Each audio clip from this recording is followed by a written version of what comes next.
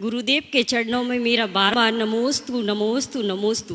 गुरुदेव, पहले की युवक युवतियों में मैच्योरिटी आज की अपेक्षा कम देखी जाती थी, फिर भी विवाह आज की अपेक्षा कम उम्र में हो जाया करते थे, परंतु आज उच्च शिक्षा की आड़ में विवाह उम्र के उस पड़ाव पर हो रहे हैं जबकि युवावस्था ढलाव की ओर आ जाती है। तो गुरुदेव, इसके कई दुष्प्रभाव सामाजिक जीवन में उपस्थित हो रहे हैं। गुरुदेव, इस समस्या के संबंध में आपका युवा पीढ़ी को क्या संदेश है? मैंने अनेक बार इस विषय में प्रकाश डाला है। विवाह के संदर्भ में आजकल काफी विलंब होने लगा है और एक बात और देखने में आ रहा है, केवल विवाह नहीं हो रहा, बाकी सब कुछ हो रहा है। ये भी बात है लेकिन सच है। हमारे शास्त्रों के अनुसार यौवन से परिपूर्ण होते ही विवाह के बंधन में बंधना चाहिए। भारत सरकार के नियमानुसार कन्या के लिए 18 वर्ष और वर के लिए 21 वर्ष निश्चित किए हैं। ये विवाह के लिए पर्याप्त है, लेकिन आजकल पढ़ाई लिखाई का जो चलन बढ़ गया है, उस चलन के कारण 25 साल के पहले तो विवाह की कोई बात ही नहीं सोचते। पहले पढ़ाएंगे, 22-23 साल तक पूरी पढ़ाई करेंगे, फिर जॉब करेंगे, फिर विवाह की बात करेंगे। तो 25, 28, 30, 32 साल हो जाते हैं। इसके दो बड़े दुष्परिणाम हैं। पहला तो ये कि 25 वर्ष की उम्र के बाद जब मन परिपक्व हो जाता है तो एक दूसरे में ढलने में बड़ी कठिनाई होती है। हर बात में ईगो क्लैश होता है। विवाह कन्या से होना चाहिए और कन्या तो 18-20 साल तक ही होती है, 21 साल 22 साल। 25 साल में तो परिपक्व युवती बन जाती है। पहले 18-20 साल की उम्र में किसी का विवाह हो जाता था तो वो उस घर में जाकर पूरी तरह ढल जाती थी। तो उनके दाम्पत्य में ज्यादा मधुरता थी।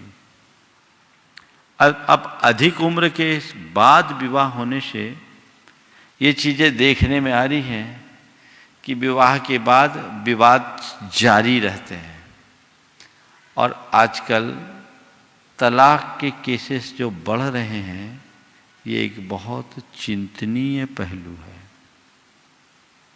दूसरी बात, विलंब से विवाह होने के कारण संतानोत्पत्ति के लिए, इशूज के लिए डॉक्टरों के आगे लाइन लगाना पड़ता है। पहले आपने नहीं सुना होगा कि किसी महिला को प्रेगनेंसी के टाइम में बेड रेस्ट रखना पड़ता हो। आजकल कंप्लीट बेड रेस्ट वाले ज्यादा मिलते हैं, हो रहा है ना? 90%। ये सब क्यों? यह भी बहुत बड़ी चर्चा का विषय बना हुआ है।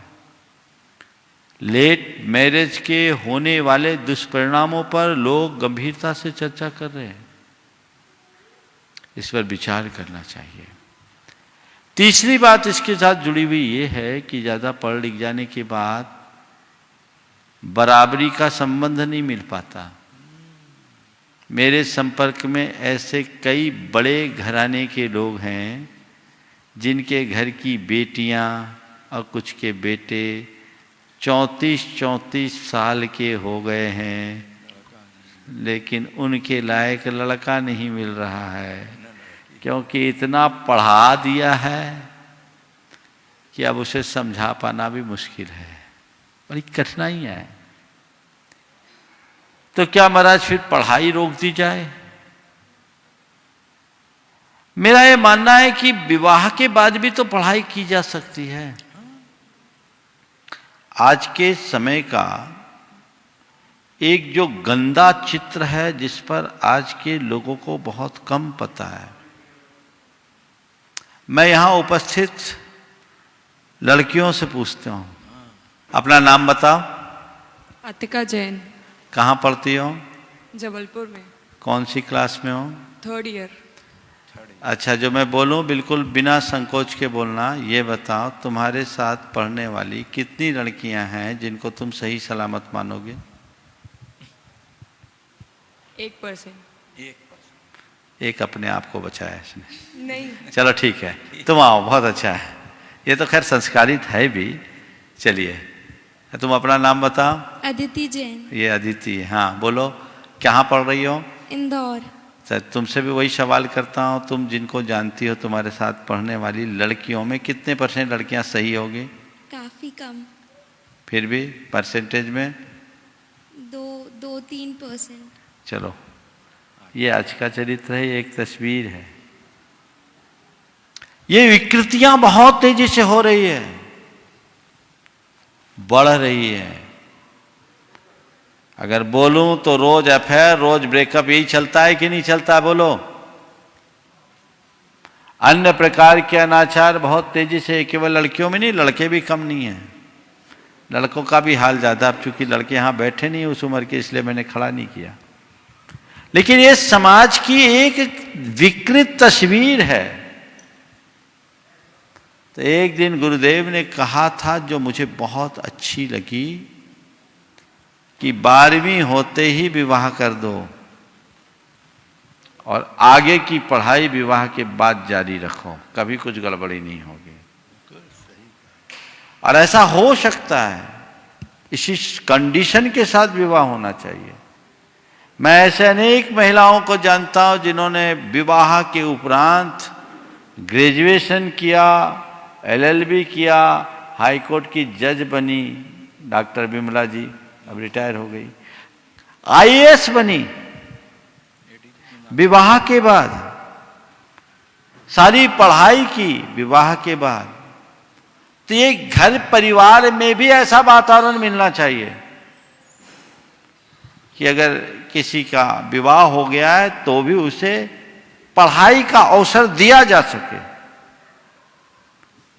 मैं मानता हूं मेरी बात को, लोग बहुत पीछे की बात कहेंगे, हो सकता है कुछ लोग उल्टे पुल्टे कमेंट भी करें, लेकिन मुझे लगता है कि यही समय है यौवन अवस्था में यौवन संबंधी